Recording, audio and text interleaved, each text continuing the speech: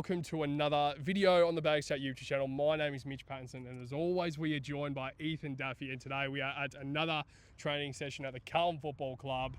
First things first, Daffy boy, I'll throw straight to you before we get into anything else from today, because there was a lot to touch on. How are you? I'm feeling good. End of the week, Friday, sun shining here.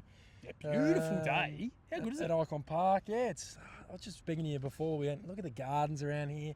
I really recommend people who haven't been, to trainings much, come down, have a walk. There's Ikon streets right over there. Have a nice lunch, bit of spaghetti, bit of something. But yeah, no, it's real nice to be here, and it was good to see the lads go through their paces, and they went pretty hard today. I had a jumper on when we first got here. We got here at about it's one of those days. Probably 9:30 in the morning, Daffy boy. Yeah. Training usually starts. I think they opened the gates up at 9:30, so we got here probably about 9:30, 9:40. Yeah. And I had a jumper on. We were in the stands. We were in the shade. I was a bit chilly, and I just went in the sun, and it's like, God, it's a beautiful day. So it's a beautiful day to do a video, a training recap. And the first thing that we'll touch on, Daffy boy, I think you know who we're going to touch on. Matthew Carroll. Yes. One of the guys that probably from the people who are watching this video probably wouldn't expect us to touch on Matty Carroll straight off the bat. But I know you knew that we were going to touch on him because obviously we do the run sheet together. But Matty Carroll once again has shot, he is once again a standout, pure standout. Sure. 3 goals again. Well, not again, but he did kick 3 goals again today. Played more of a wing position, which is what we saw last week, and it's fantastic to see one of those guys who probably needed to kind of break into that next kind of level of his form, knowing that 2026 we're a lot more balanced. There's a lot more guys that are fighting for that spot. Absolutely. And he had a really good season last year, and now for him to kind of improve once again in the off-season, it's great to see. Yeah, it's fantastic. And you said 3 goals. People are probably thinking, Patto, what are you talking about? That's got to be a typo. Yep. No, it wasn't. He was kicking. Kicked a couple from 40 out on the run. More chances as well. He had another chance to kick his 4th. The crowd were actually clapping here at Ikon Park, which is a very Carlton thing for an open training. Everyone clapping, which is great to see. The vibes are good. Pre-season specialists. Yeah, exactly. Carlton are the pre-season specialists. We win premierships in Jan. The Blues back to back the last few Januaries. But in terms of Carroll, it's really pleasing playing that kind of higher up role. I want to see guys like him, and I know Florent's going to be half back, but I think he'll have spurts on the wing. I'd even like to see guys like Adam Sard on a wing. Good ball users. Very good. Because I think, obviously Akers is there. He's been amongst it as well on the wing, so I'm not saying he's not going to be in the game, but I just feel like the modern game, Patto, we've just been a little bit behind the modern game. We've had a few too many guys who can't kick the footy well enough for long enough. And a guy like Matt Carroll, I feel like, is a beautiful kick. And if he's, impacting the scoreboard off the wing, I know it's not a real game, but if he can turn that into goals in a real game, that can just help us out. Because obviously we've got Harry there up forward, but we don't have Charlie, so we're not relying on them anymore. We need more guys putting their hand in the cookie jar. You mentioned a few names there about Ollie Florent, Ollie Holland's, not sure if you mentioned him as well, Adam Sard. There's a few guys there now that have the capability to play many roles on game day. So I guess the question is, back to Matt Carroll, heading into 2026, I personally think he plays. I think he plays early. I think he plays a lot of football really good in 2026. But what role do you see him playing? I know it's a tough question, but after that, I see him as a wing position, but do you think it could be a bit of both? Yeah, it really depends who we've selected as well. So if we've got a bunch of half-backs, I wouldn't mind him shifting to the wing. But then, there's other guys who could play on the wing too. So, he might still find it hard to get a game as well, which would be a beautiful problem for all of us Carlton supporters. But for me, the reason why I'd probably rather him half back, because he can actually defend 2 sizes. He's a little bit taller than most people think. He's at 190 around that mark. So similar to Cowan, where it's like, okay, we might be a bit undersized one game. Okay, you're taking the second tall. You're taking the third tall. Because obviously there's some team. You look at Sydney, they got a 3-headed monster, 4-headed monster almost, with Charlie adding to that mix. So it's really pleasing to see him shine. We both spoke about him last week. I know other people, David King in particular, was speaking about Billy Wilson. Obviously he saw some things. So I would love to hear people's thoughts. Anyone that caught your eye at training, if you're here today, because we might not have saw him, because we've been focusing on different players. So Carroll's been a shining light for the both of us, hasn't he? Yeah, massive. Another guy, you mentioned there about a few key forwards heading into next year that potentially Matt Carroll could play on, whether it's a second or third defender. Yeah. Harry McKay. back at full training. Yeah. Last week there was a bit of a worry. Yeah. And the first thing, as soon as we sat down in the stands, Duffy boy, I sat down and said, where the fuck is my boy Harry McKay? So it was good to see him straight there. He was running a few laps, and I know that Nick Newman was one of those guys as well that was running a few laps, kind of managing, which is good to see. But I think at the end of the day, I think Harry McKay, it's good to see him back at full training, and he pretty much played the whole of that match sim, and he looked really good. Yeah, he did. And I think it was, when we got there, he was in the normal skills drills and all that kind of stuff, which are still competitive, some of those. And then he had he was doing a few laps with Newman. So and one of the VFL players as well. Yeah, so he was moving fine. It wasn't like he was, looked like, because hammies is pretty hard to run with hammies as well. So I think it was more precautionary, like we kind of touched on last week. So really pleasing to see Harry kind of, back and training fully, because I think it was it's always a bit of a worry at this time of the year, Patto, as a Carlton supporter. Yeah.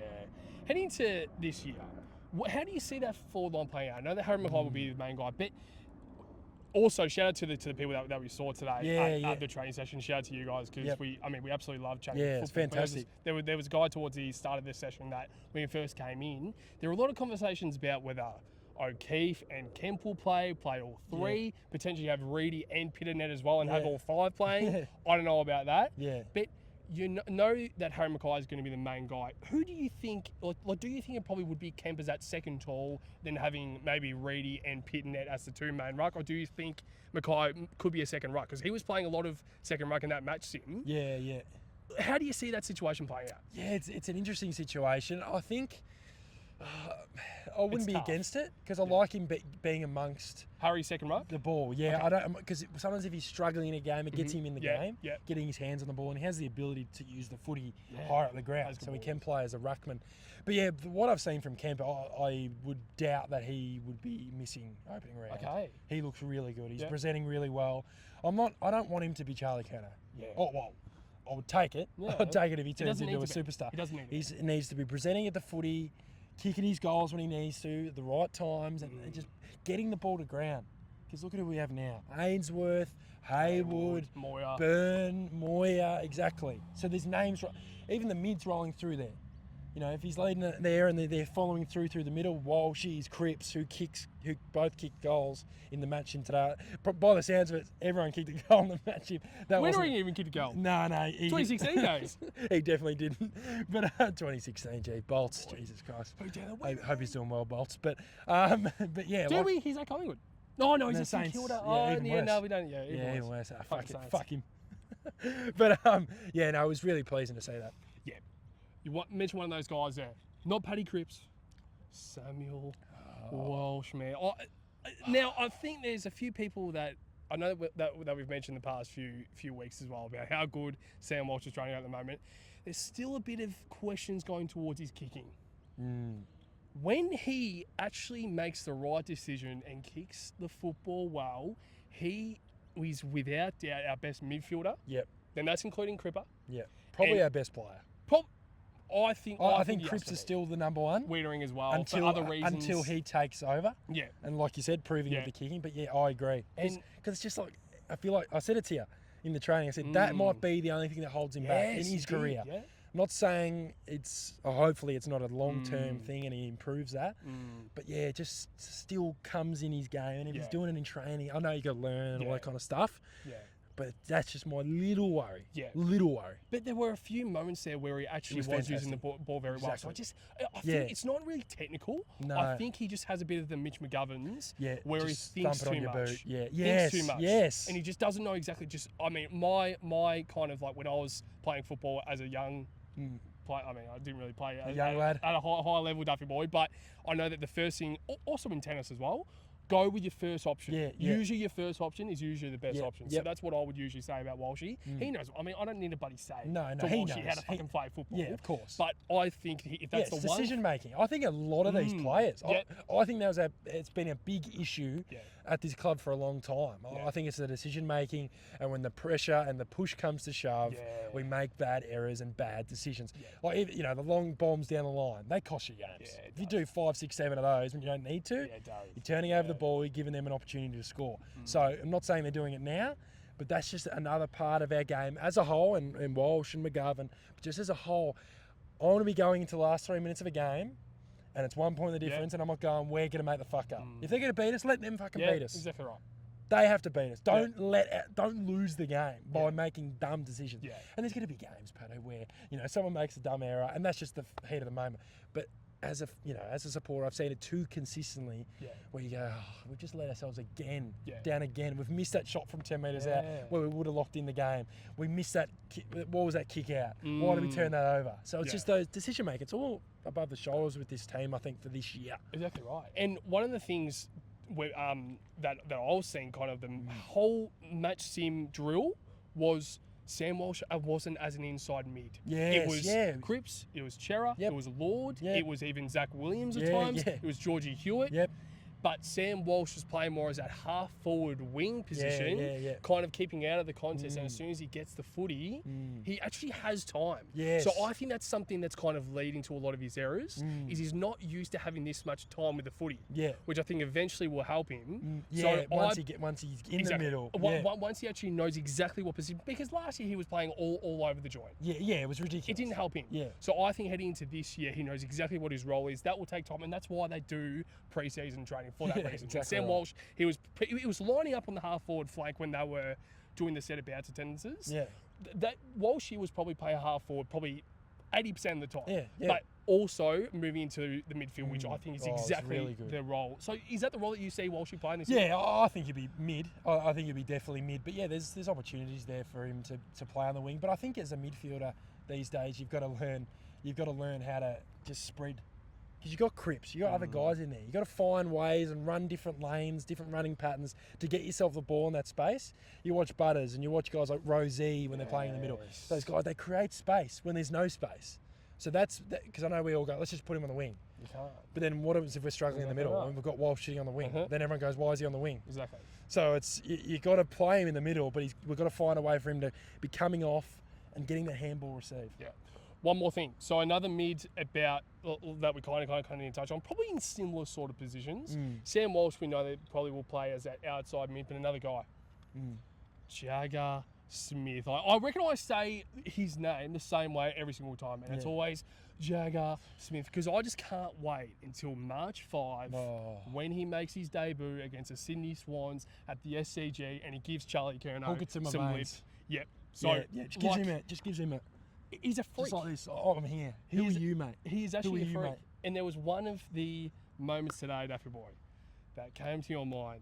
It was probably around that sort of half-back and if people were at the training, they would have seen it. Yeah. But let's be real here. Literally, Barney, my mate. I haven't got a message from you, Barney, but if you're watching this, I don't know if you were there today, but he sent me a message saying Jagger's a freak, and it was straight after that. So he must have been there today. But very quickly, so Jagger Smith, he was kind of half-back towards the wing position, and then he had the footy for about 50 metres to 75 metres. It was unbelievable, and he did a fake and bake shake, and he went on to kick the goal, and everyone in the stands who was watching was clapping.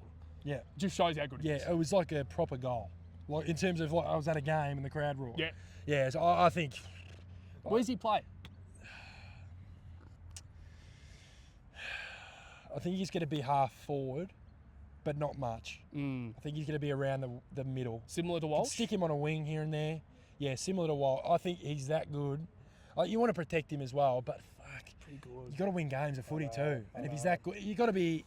He's not going to be. He might be in the starting midfield. I don't know. I don't know. Who knows? We'll see in the Pracky games for sure. Especially the Geelong one. I know match him. They mix it around, but the practice game that against a good side, it'll be really good to see how he goes against a really good side and a really good midfield. So I want them to test Jagger, get him in the middle against Max Holmes and guys like that. So it'll be good to see. Another young guy who is a potential sort of debutant, potentially for opening round, if not potentially early. I've said potentially a few times there, boy. Potentially. Taylor Byrne. I am so excited for his 2026 season. I know it's his first year. There probably shouldn't be a lot of expectations on him. But now that Jesse Motlop has gone down, I know that we spoke about it last week. Replacements, who's going to replace Jesse Motlop? We both said Taylor Byrne last week. We expect him to play early. How good was he today once again? How good is he? Can I just say one more thing? One more thing. it's the way that he goes up into the middle. Yes. And it's very much like a Tom Papley. I know you Yes. spoke about it as well. Yes. But his ball use, he lowers the eyes, very much like Will White. All due respect to Will White, I think Taylor Burn has a little bit more talent. Absolutely he does. So yeah. I think Taylor Burn is going to be a star. Mate, he's playing opening round. I know we were iffy on him last week, saying, he couldn't. Yeah. No, he's playing. He's playing. It's exciting. Yeah, it really is. It's going to be an exciting year as a whole as a Carlton supporter because we've got so many different changes. Opening round is going to be the most exciting fucking weekend of my life. Hopefully we don't get done by 10 goals. But, he's good enough to play AFL level. What a pick. Huge. What was he, 50s, 40s? Yeah, he was 47, I think. Yeah, and they had their eye on him the whole draft. Yeah. And they hoped he got to the pick, and he got there. Like you said, he's like, Papley comes high, feeds the forwards. You need small forwards who can kick goals, pressure, and just skill. Yeah. Just raw skill. Yeah. And he can feed Harry, he can feed anyone. Yeah, he's got it. Because we're a little bit smaller now, up forward. I know we're still at Kemp and we're still at Harry. But if we do opt for a smaller forward line of points, and Harry might be off the ground or he might be in the ruck, you want guys who can kick. It doesn't matter who it is, who they're kicking to. Yep. They could be kicking to the smallest man in the world. They could be kicking to Lewis Young, for fuck's sake. It doesn't matter, as long as they're hitting them on the tip.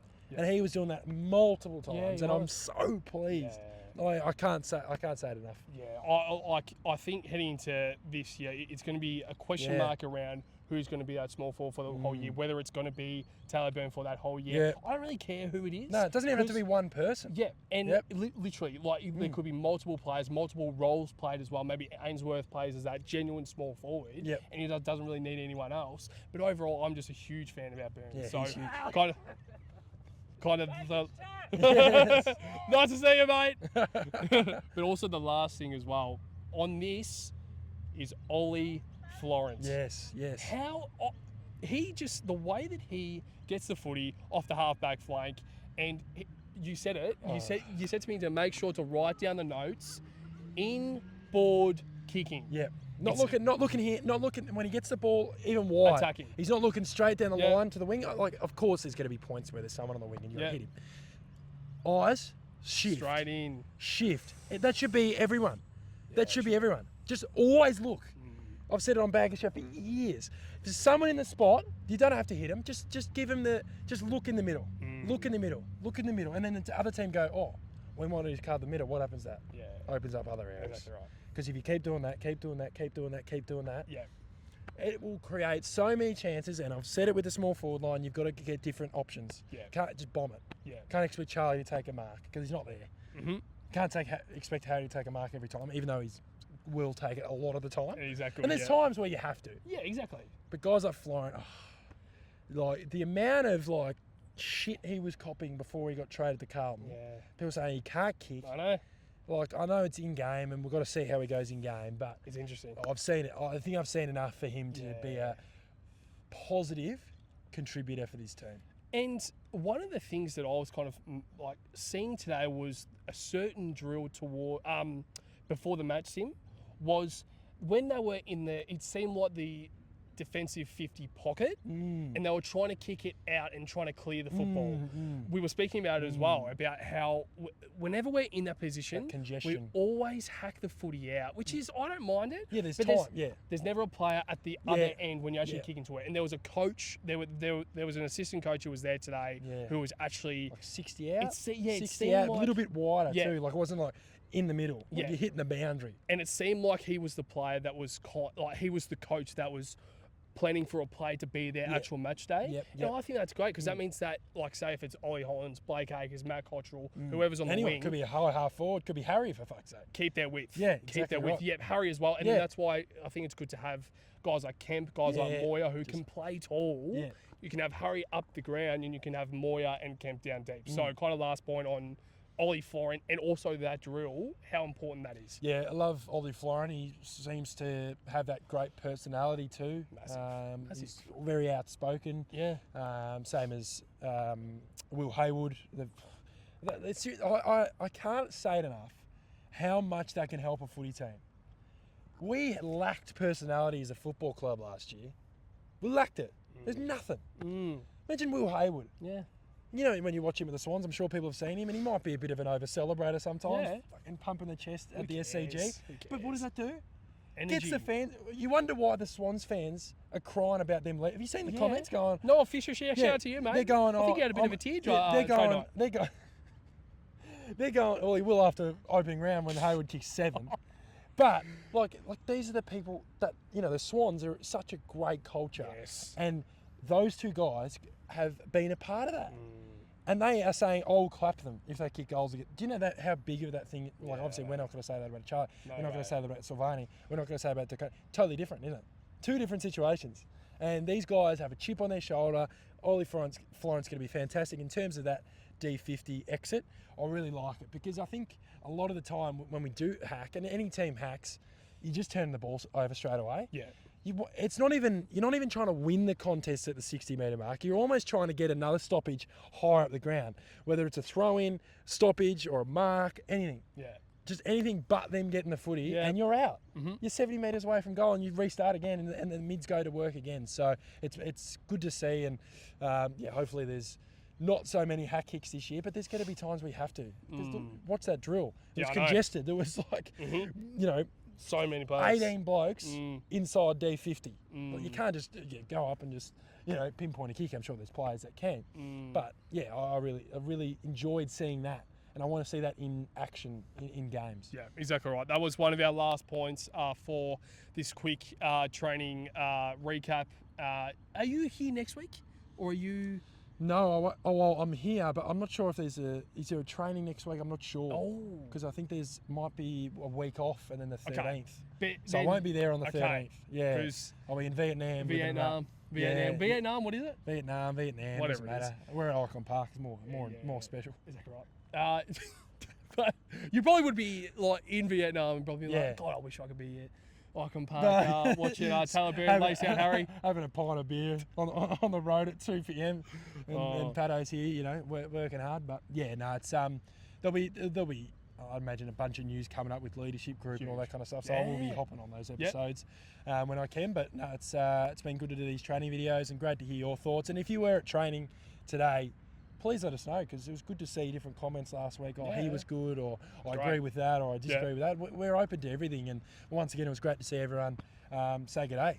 We really love it, so it's good. Yeah, we try and reply to every single comment that comes our way, so please don't be shy. Also, when you're at the grounds as well, I will still be here for... he can be a little bit intimidating, Patto. He's an intimidating figure. He's about 7'4". Oh, yeah. Says a guy who actually is 7'4". But, yeah... But to every single boy bagger out there, make sure, as we just said, to make sure to give us some support on either, like, whatever platform you see us on, whether it's Instagram, Facebook, TikTok. But also, what I would say also, if you see us at the training, please don't be shy to come up and say hi to us, because at the end of the day, we are well and truly, I could guarantee we are as much of a Carlton supporter as you are who is watching. Absolutely. We just love speaking about the Carlton Football Club. But to every single boy bagger out there, make sure to like, comment, and subscribe on our YouTube channel. But get around our socials, as we just said. But to you, Daffy boy, and to every single blue bagger out there, baggers!